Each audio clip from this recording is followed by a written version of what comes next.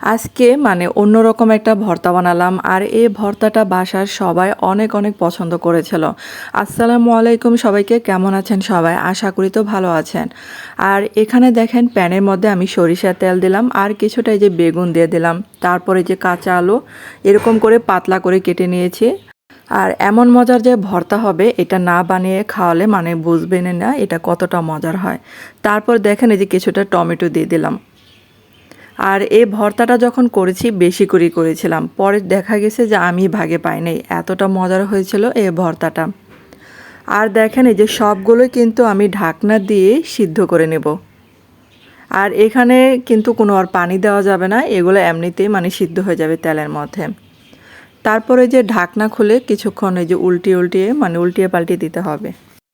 আর আমার চ্যানেলটি যারা এখনও সাবস্ক্রাইব করেনি তাদের কাছে অনুরোধ রইল চ্যানেলটিকে সাবস্ক্রাইব করে রাখুন, এবং আমার প্রতিদিনের ভিডিও যদি দেখতে চান তাহলে সাথে একটা বেল আইকনটা আছে সেটা ক্লিক করে রেখে দিবেন, তাহলে আমার প্রতিদিনের রান্নার ভিডিও নোটিফিকেশন চলে যাবে আপনাদের কাছে। আর এগুলা কিন্তু চুলার আঁচটা মিডিয়াম আঁচে রেখে সিদ্ধ করে নিতে হবে।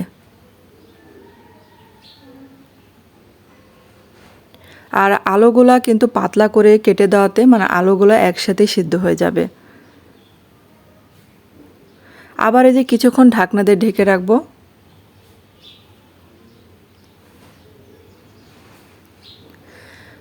এরকম করে ঢাকনা দিয়ে কিছুক্ষণ পরপর ঢেকে রেখে মানে আলু আর টমেটো বেগুনগুলো সিদ্ধ করে নিতে হবে। আর এগুলা যখন দুই সাইডে এরকম এই যে পোড়া পোড়া কালার হয়ে আসবে তখনই কিন্তু আমি নামাবো এগুলা।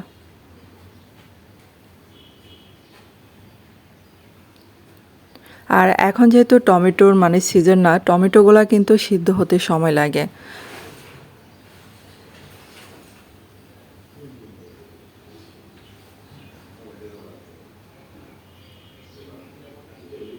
আর এই যে দেখেন যেগুলো সাইড দিয়ে হয়ে গেছে সেগুলো কিন্তু আমি নামিয়ে ফেলছি। আর যেগুলো এখনও কালার আসে নাই সেগুলো রেখে দিচ্ছি, পরে নামাবো।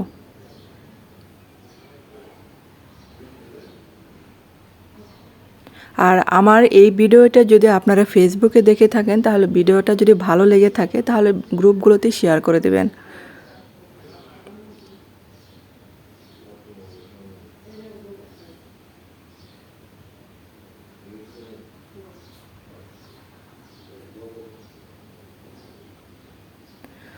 তো এখন এই যে সবগুলো যখন হয়ে গেছে তখন চুলা থেকে নামিয়ে ফেলছি।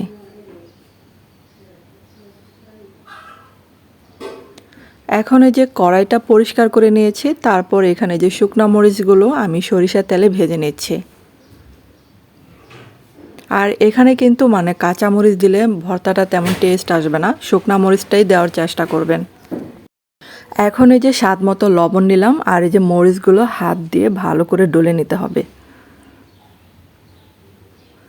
আর এই মজার ভর্তাটা যদি বাসায় সবাইকে খাওয়ান দেখবেন যে সবাই আপনার প্রশংসা করবে। কারণ আমরা তো সবসময় ধরেন টমেটো বেগুন এগুলা খাই একসাথে, কিন্তু আলু বেগুন টমেটো এগুলা কিন্তু কখনোই খাওয়া হয় নাই।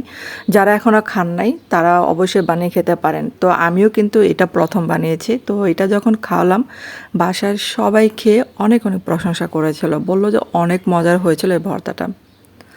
তারপর দেখেন এই যে কাঁচা পেঁয়াজগুলো আমি গোল গোল করে কেটে দিয়েছিলাম আর এই যে কিছুটা ধনেপাতা কুচি দিলাম।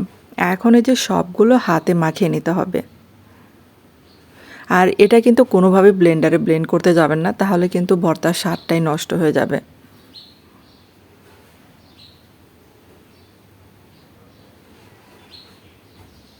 তো আমার মতো এরকম মানে যত্ন সহকারে একটু ডলে ডলে নেবেন, দেখবেন যে ভর্তাটা অনেক অনেক টেস্ট বেড়ে গেছে। এখন এই যে কিছুটা মানে আসল স্বাদ যেটা সেটা হচ্ছে সরিষার তেল দিলাম। তো সরিষার তেল দিয়ে যেহেতু ভাজা হয়েছিল অনেক, তার জন্য সরিষার তেলের পরিমাণটা কিন্তু আমি একটু কমিয়ে দিয়েছি। আর যেগুলো যে হাতের কাছে টমেটোগুলো একটু শক্ত লাগছিল সেগুলো আমি বেছে ফেলে দিচ্ছি। তো হয়ে গেল আমার ভর্তা। তো ভিডিওটা কেমন হলো অবশ্যই কমেন্ট করে জানাবেন এবং অবশ্যই এটা করে খাওয়াবেন পরিবারের সবাইকে। ধন্যবাদ সবাইকে ভিডিওটা দেখার জন্য।